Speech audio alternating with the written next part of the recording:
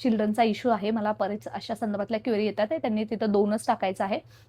जुळ्या संदर्भात, कीड संदर्भात शासनाचा जी-आर आहे तो तुम्हाला एलिजिबल होतो. त्यामुळे त्याच्यातसुद्धा तुम्ही जास्त काळजी करू नका आणि जास्त गोंधळात पडू नका.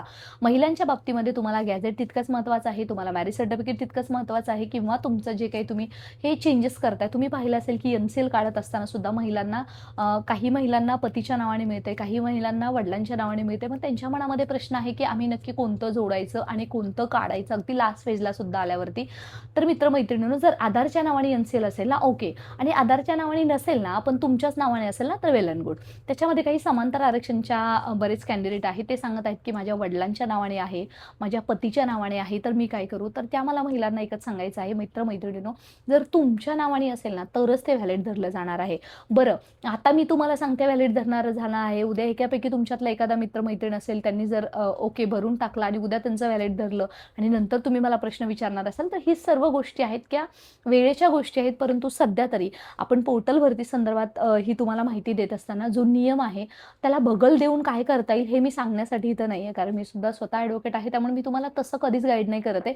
फक्त एकच सांगेल, असे डॉक्युमेंट्स अपलोड करा तारखेनंतरचे किंवा तारखेपूर्वीचे कधीचेही, ते तुम्हाला प्रूव्ह करता आले पाहिजेत. आणि जाता जाता एस-सी-बी-सी उमेदवारांसाठी तुमचं 14 मे 2025चं जे एस-सी-बी-सी आहे, तुमचं सी-टी-टी असेल पहिलंवालं किंवा तुमचं टी-ई-टी असेल, हे जेव्हा तुम्ही असे डॉक्युमेंट जोडत आहात किंवा नॉन क्रिमिनल काही तुम्ही हे सर्व जोडत असताना जिथे-जिथे तुम्हाला वाटतंय ना, तिथं तुम्ही व्यवस्थित पी-डी-एफ करून जोडा.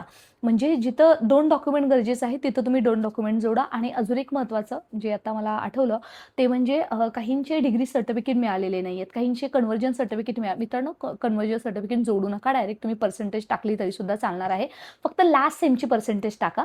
लास्ट म्हणजे लास्टच्या 2 सेमची किंवा लास्ट सेमची इज इक्वल टू करून ते तुम्ही टाका. काही प्रॉब्लेम नाही आहे.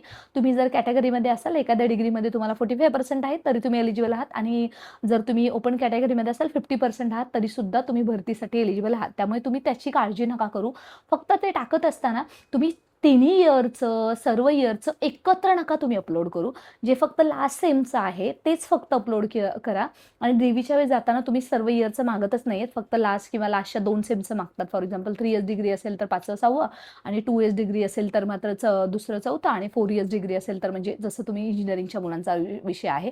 इंजिनिअरिंगच्या मुलांच्या बाबतीमध्ये कोणतेही विषय जरी आत्तापर्यंत किंवा टॅब जरी उपलब्ध झाला नसला, जसं आपण कलांच्या बाबतीमध्ये बोलतोय, त्यांनी आपला प्रोफेशनलमध्ये जोडू शकता. परंतु तुमच्याकडे आता एकच ऑप्शन आहे, जे विषय तुमच्याशी रिलेटेड दिसतात. 3 वर्षामध्ये एखादा विषय तुमच्याकडे होता ना, तो तुम्ही मेन विषय टाकून द्या आणि अशा पद्धतीने फॉलोअप करा. कारण शेवटी आता रजिस्ट्रेशन लास्ट फेजमध्ये आहे. रजिस्ट्रेशनला मुदतवाढ मिळणार